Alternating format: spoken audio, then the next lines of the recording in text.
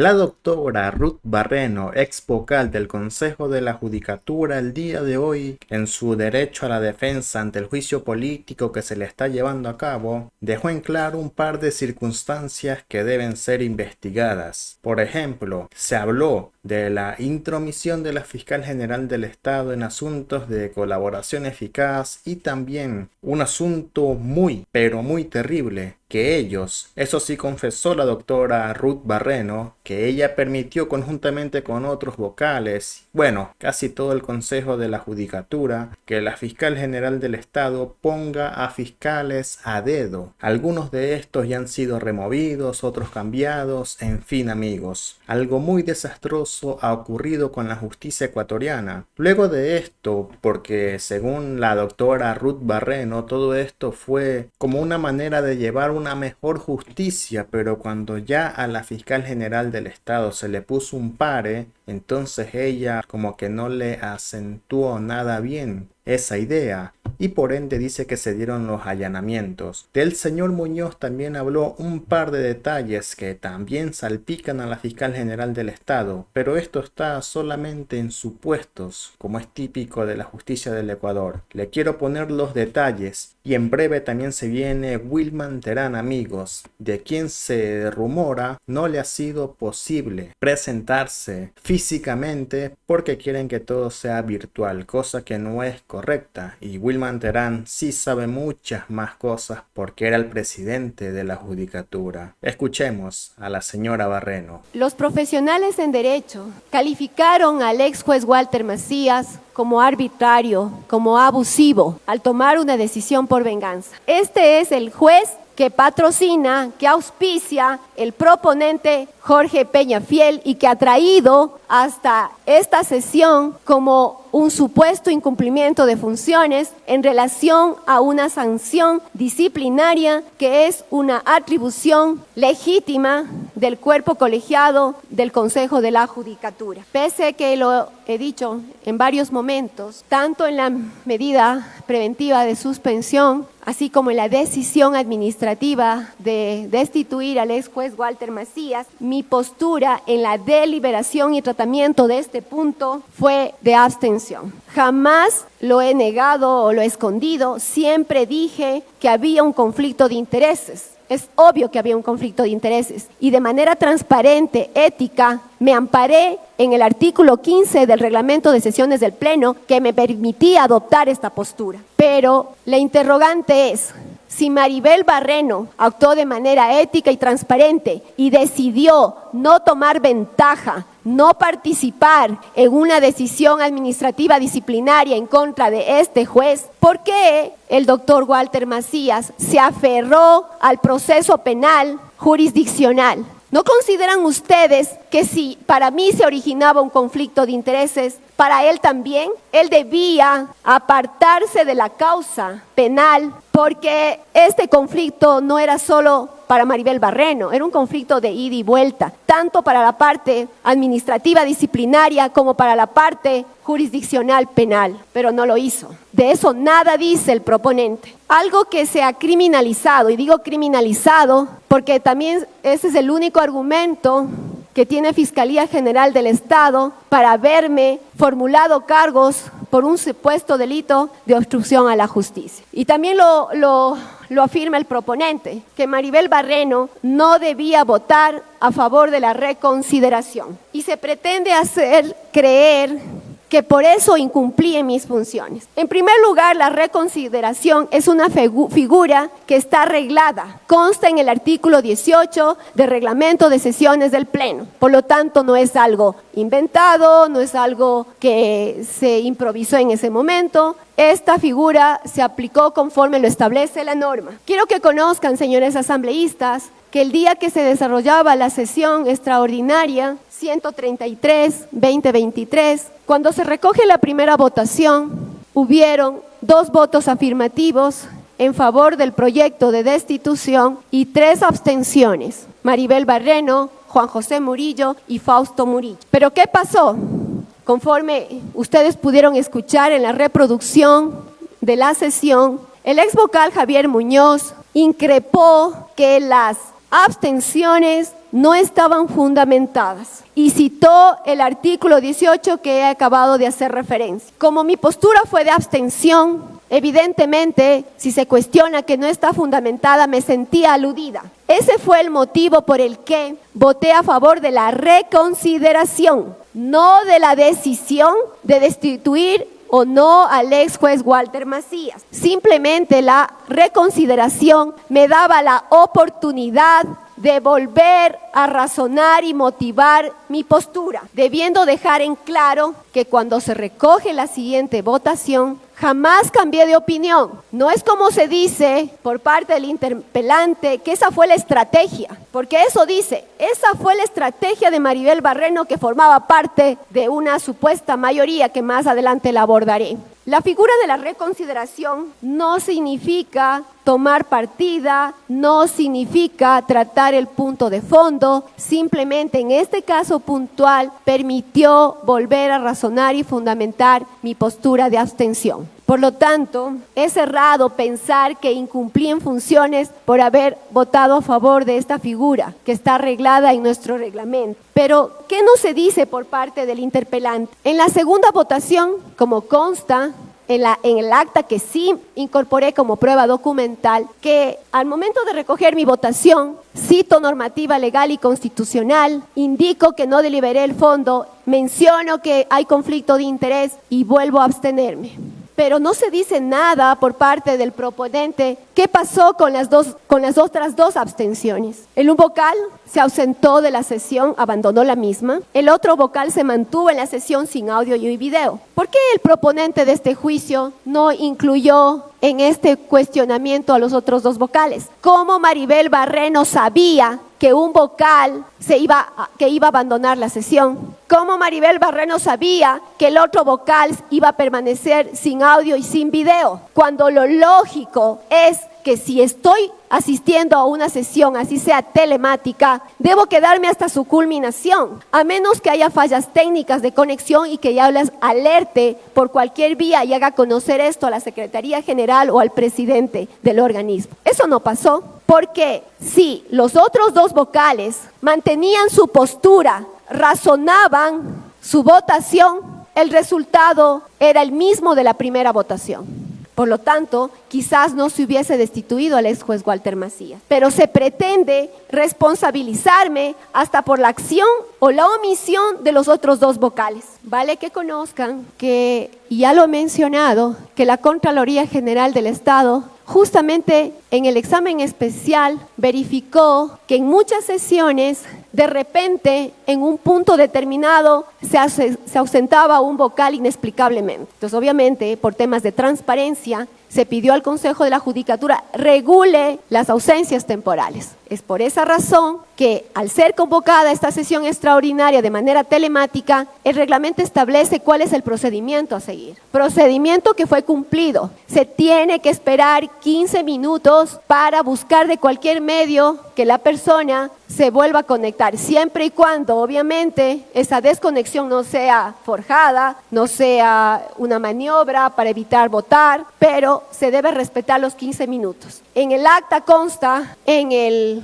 audio y video de la sesión consta que el presidente del Consejo de la Judicatura esperó el tiempo reglamentario. Una vez que se espera el tiempo reglamentario, se declara ausente al vocal. Eso fue el motivo para que esa decisión de la que no fui parte, porque mi voluntad administrativa fue abstenerme, se destituyó al ex juez Walter Macías. Con su autorización, señor presidente, quisiera proyectar una diapositiva más que contiene el audio y video de la prueba testimonial que presenté de un experto en derecho administrativo. Señorita prosecretaria, por favor, autorizado. Por favor, proceder. El reto es el tema de la reconsideración. La reconsideración está contemplada en el artículo 18 del reglamento de sesiones del Pleno del Consejo de la Judicatura. Aquí hay una particularidad. La reconsideración es solicitar que se vuelva a analizar el tema que fue decidido con anterioridad. Entonces, hay dos momentos. Cuando cualquiera de los vocales del Pleno del Consejo de la Judicatura solicita una reconsideración, hay que considerar que todos los miembros tienen derecho a solicitar una reconsideración. El pedido de reconsideración antes de una nueva votación tiene que también ser votado. Es decir, que para que pueda reconsiderarse, primero tiene que haber una votación que no tiene que ver con el fondo del asunto, sino es para verificar si es que es posible o no es posible, o si se acepta o no se acepta, que el tema pueda ser tratado nuevamente. Si es que supera la mayoría, es decir, si se obtiene la mayoría para la reconsideración, entonces se vuelve a tratar el tema y se vuelve a hacer una votación respecto del tema. De tal manera que hay que diferenciar el pedido de reconsideración y la votación respecto del pedido de reconsideración de la votación o de la segunda votación como tal. Ustedes saben, tienen muchísima experiencia en esto, tanto en el Pleno de la Asamblea Nacional como en las comisiones es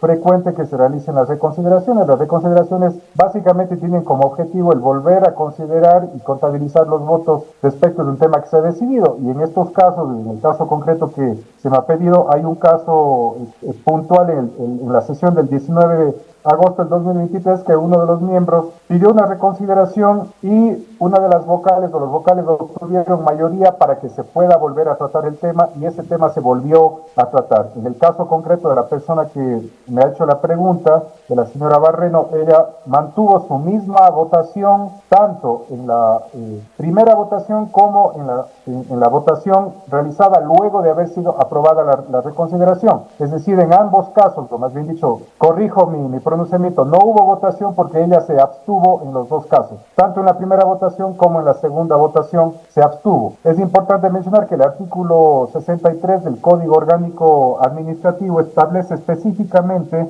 que las personas que se abstienen o que votan en contra no son responsables de las decisiones que fueron adoptadas por mayoría dentro de un cuerpo colegiado. Dice la norma, cuando los miembros del órgano voten en contra o se abstengan, lo cual está distinguiendo que la abstención es distinta a un voto en contra, quedan exentos de la responsabilidad que en su caso pueda derivarse de las decisiones que se han adoptado. Entonces, mi conclusión es que cuando existe abstención, simplemente la postura de abstención no debe ser analizada en absoluto respecto de una voluntad en contra o a favor de la decisión, porque, como digo, no conforma la voluntad administrativa una abstención.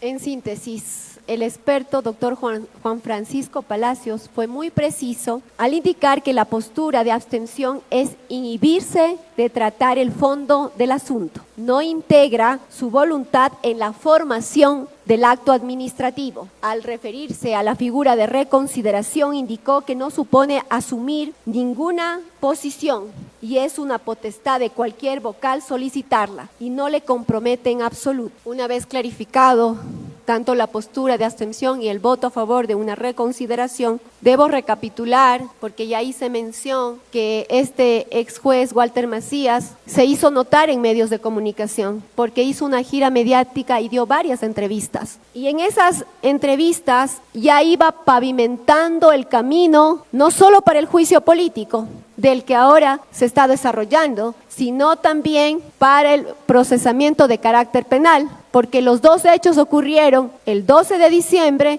y el 27 de diciembre del 2023. En esas entrevistas, públicamente solicitaba que por decencia y por moral, si tuvieran la capacidad de renunciar, pedía públicamente que renuncien los vocales del Consejo de la Judicatura. Ese era su deseo. Por ello, posteriormente nos inhabilitó. Pese a existir el tan famoso conflicto de intereses y obviamente porque la imparcialidad ya estaba quebrantada, estaba comprometida. Como era obvio, el juez, que es protegido por la Fiscalía General del Estado, ya lo publicó y dijo que su criterio en relación a las decisiones administrativas disciplinarias constituían un presunto delito de obstrucción a la justicia. La Fiscalía, para tratar de acomodar la existencia de un injusto penal, ha sostenido que la medida preventiva de suspensión y la sanción de destitución del ex juez Walter Macías era parte de un acuerdo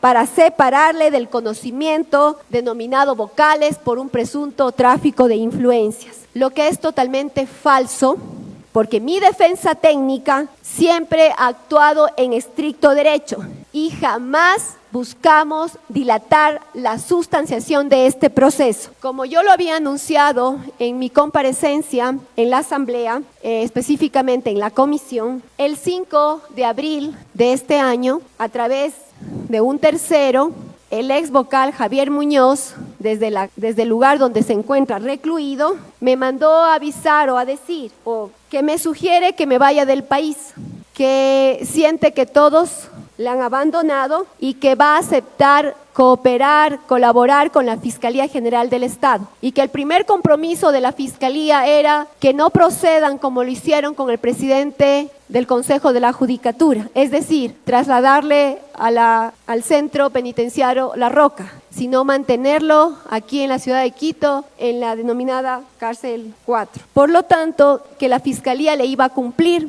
le cumplió, sigue ahí, y que él iba a firmar cualquier documento que le pusieran sobre la mesa. Además de aquello, que me advertía que el objetivo de la Fiscalía General del Estado era Maribel Barreno y que por lo tanto iba a decir cualquier cosa que le pidieran con la finalidad de entregarme. Cuando yo hice público estos hechos, la segunda vez que lo menciono, el interpelante preguntó, ¿puso en conocimiento de la Fiscalía lo que acaba de manifestar? Obviamente no lo voy a hacer, porque es la Fiscalía General del Estado la que me persigue. Según la teoría de la Fiscalía, ningún juez podría ser sancionado por una infracción disciplinaria si es que está sustanciando un caso político o que ha sido mediatizado por parte de la Fiscalía. Caso contrario, deberían existir otras indagaciones previas por obstrucción a la justicia. A pesar de que el caso o el proceso por presunto tráfico de influencias se ha sustanciado en un tiempo récord y el caso denominado Las Torres, por el que también se arguye hay obstrucción a la justicia, los acusados fueron sentenciados el 10 de febrero del año 2023. Sin que exista la posibilidad de eleccionar la tutela judicial efectiva en la causa. A pesar de aquello, se formuló cargos por un supuesto delito de obstrucción en diciembre del año 2023. Lo inverosímil de esta persecución jurisdiccional penal es la teoría fraguada por parte de la Fiscalía para criminalizar las actuaciones legítimas del Pleno del Consejo de la Judicatura en el ámbito disciplinario. Asumo, me imagino, que según Fiscalía, mi participación es influir psíquicamente en los vocales que votaron afirmativamente para sancionar al ex juez Walter Macías. Lo que no me sorprende, porque es una constante, las aberraciones jurídicas en la que sustenta Fiscalía sus acusaciones. Señores asambleístas, hay una descripción del tipo penal de obstrucción a la justicia.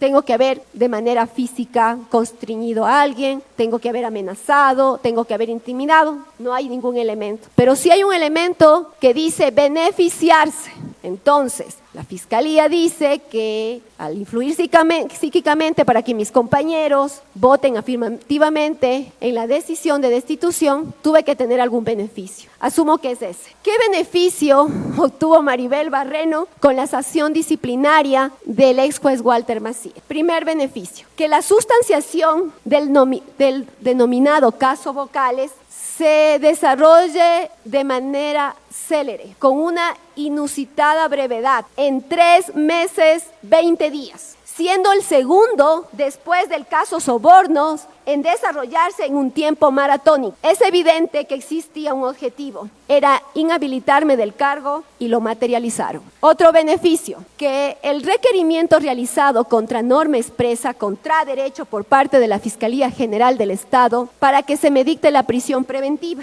Obvio, lo hicieron en contubernio con el juez Walter Macías. Buscaban callarme y arbitrariamente privarme de la libertad.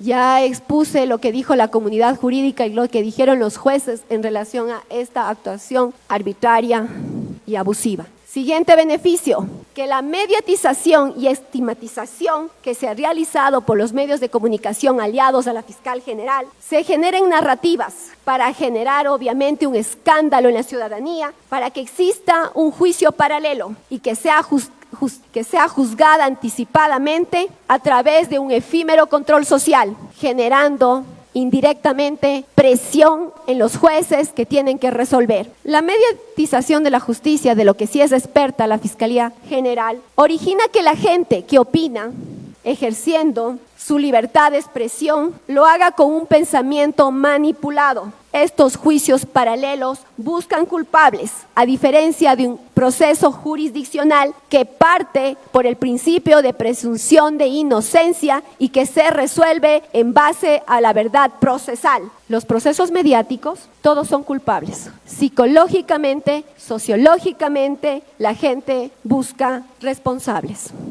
Además de aquello, todos conocemos que en los casos que despiertan cierto especial interés, Fiscalía hace sendos comunicados y operan con ciertos medios de comunicación y periodistas que le hacen el juego y comienzan a crear los falsos positivos. Una campaña donde los opinólogos, periodistas que asumo no deben tener formación académica, generan un contenido erróneo y descontextualizado, cuando la ciudadanía tiene derecho a información de calidad, verificada, contrastada y precisa. Pero esto no ocurre.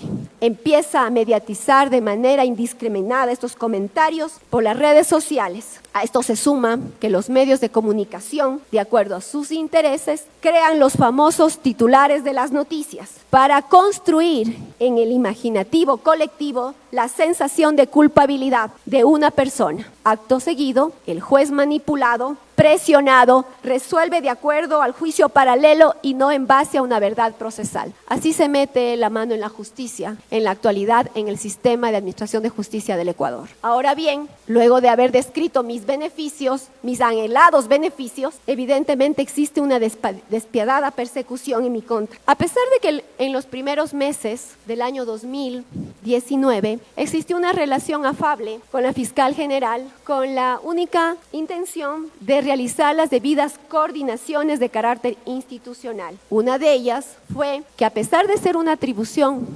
propia del Pleno del Consejo de la Judicatura, fue permitirle a la Fiscal General del Estado sugiera los nombres de las personas a quienes se le iba a encargar las fiscalías provinciales, lo que fue aprobado por el Pleno del Consejo de la Judicatura a través de la Resolución 50-2019. Me he puesto a pensar y considero que este fue el primer traspié del presidente y vocales del Consejo de la Judicatura, en el cual me incluyo. Porque permitimos que la fiscal escoja a dedo a quienes se encargarían de las fiscalías provinciales y que algunos han sido cambiados durante estos años sin cuidar las formas, a través de informes y oficios por parte de la fiscal general. Ya entenderán por qué se ha opuesto en que este proceso no se desarrolle. Al ser parte o al provenir de la terna de la Fiscalía General del Estado, tuve especial atención a todos los pedidos que venían de la Fiscalía General del Estado, procurando que estos sean atendidos en el menor tiempo posible. No fue suficiente para las expectativas de la Fiscalía General del Estado mi actuación.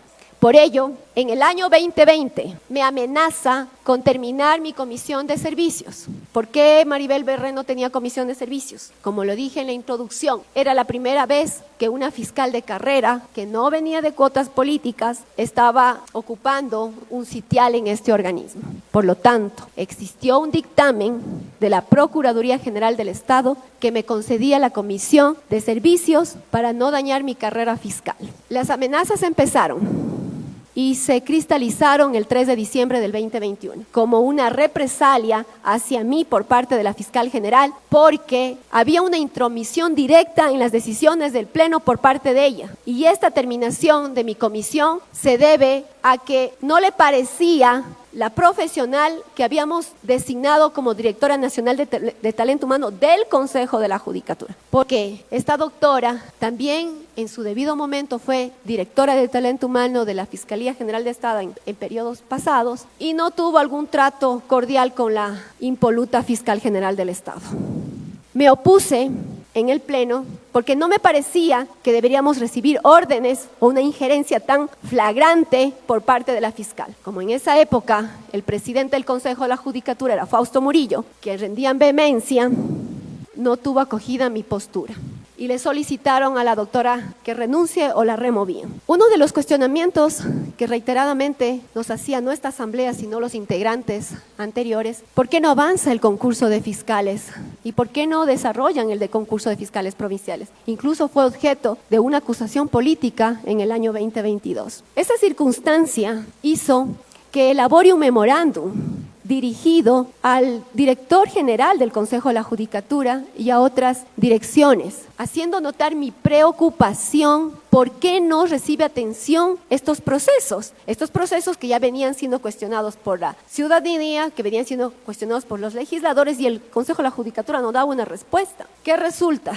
Que el oficio lo dirijo al director general del Consejo de la Judicatura y recibo la respuesta de la fiscal general del Estado. En esa respuesta me cuestiona y me dice que me estoy extralimitando en mis funciones y que me advierte que iniciará las acciones constitucionales y legales de las que se encuentre asistido. Evidentemente, este proyecto para concurso de fiscales provinciales sufrió al Pleno en noviembre del 2022 y el presidente, sin ninguna explicación, lo devolvió a las áreas técnicas para que se archive, para que duerma el sueño de los justos, porque la disposición de la fiscal general era que no se realice ese proceso. Finalmente, existen muchas otras cosas que han pasado y que por lo que yo me considero perseguida. Y cuando yo digo que soy perseguida, no solamente lo digo por una expresión verbal, tengo la documentación que respalda mis aseveraciones. Finalmente, como que esto no fuera suficiente, se ha instrumentalizado procesos penales en mi contra a través de testigos protegidos que exponen guiones previamente articulados. Al menos el ex vocal Javier Muñoz tuvo la consideración de advertirme cómo iba a proceder y cómo iban a articular este proceso de obstrucción. Le he escuchado en la intervención del proponente expresiones como la siguiente: no obra paz si no se sanciona a los corruptos. No seamos bastardos de la democracia. Al crimen organizado hay que decirle no. Yo me pregunto, ¿en qué se sustenta el proponente para enmancillar el honor y la honra de las personas? En este caso, de Maribel Barreno. Quisiera que me sustente si yo he sido parte de alguna trama de corrupción, si yo estoy siendo investigada o procesada por un crimen o siendo parte de un crimen organizado. No podemos permitir que a pretexto de libertinaje de expresión y de una imposibilidad legislativa por tener impunidad se realicen semejantes ofensas. Si el proponente no tiene la prueba suficiente para demostrar la única acusación política en contra de Maribel Barreno, debería ceñirse a decir la verdad y no expresarse de esa manera, porque está registrado en los audios y videos. Y también está registrado en las entrevistas que a través de redes sociales he podido escuchar. Él dice, hay que censurar a los vocales por formar parte de una estructura criminal. Lamentablemente, escuchar esas expresiones que denigran a las personas sin tener un argumento sólido rayan de arbitrariedad. También he escuchado a ciertos representantes de bancadas que ya tenemos una postura. Vamos a censurar a los vocales. Y yo me preguntaba, antes de venir a esta comparecencia, ¿cómo se forma alguien un concepto o un criterio si todavía no he sustentado mis argumentos dentro del Pleno de la Asamblea? Sí lo hice en la Comisión de Fiscalización y Control Político, pero yo considero, a menos que estos actores políticos se hayan dado la molestia de escuchar los audios de las sesiones y hayan pedido más de las 3,000 fojas que constan dentro del expediente para formar su criterio. Pero pienso que no.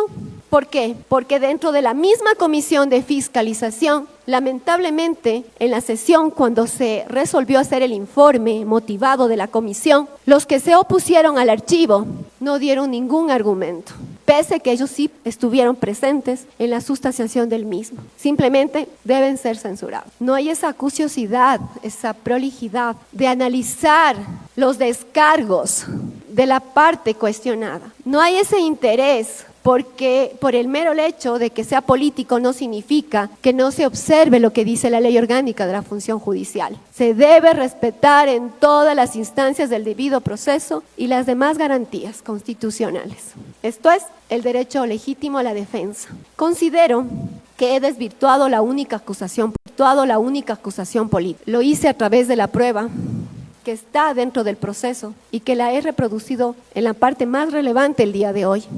En algunas entrevistas que hiciese antes de esta comparecencia me decían, los periodistas, doctora, es inútil quizá que usted exponga, porque es político. ¿Quién le representa? ¿Con quién ha hablado? Y les dije, con nadie. No he hablado con nadie. Simplemente pienso que puede existir una objetividad, una decisión responsable por quienes conforman la Asamblea Nacional del Ecuador. No me auspicia nadie, no he hablado con nadie. Por lo tanto, mi comparecencia el día de hoy son los argumentos que presento para que sean analizados. Señoras y señores asambleístas, que los apasionamientos y verdades a medias no nuble su buen criterio, pero sobre todo que la realidad y los hechos no sean negados por narrativas de persecución. Hacerlo sería nefasto para la democracia en nuestro país. He justificado y probado que cumplí cabalmente con mis funciones, por lo que solicito se analice todo lo que he manifestado en esta comparecencia de manera responsable, analítica, ecuánime, apegados a la verdad, a la ley y a la justicia. Señoras y señores, muchísimas gracias. En cuanto salga el testimonio de Wilman Terán, yo lo estaré publicando, amigos. Así que hasta más tarde y recuerde suscribirse y dejar su me gusta y también su opinión acerca de este tema.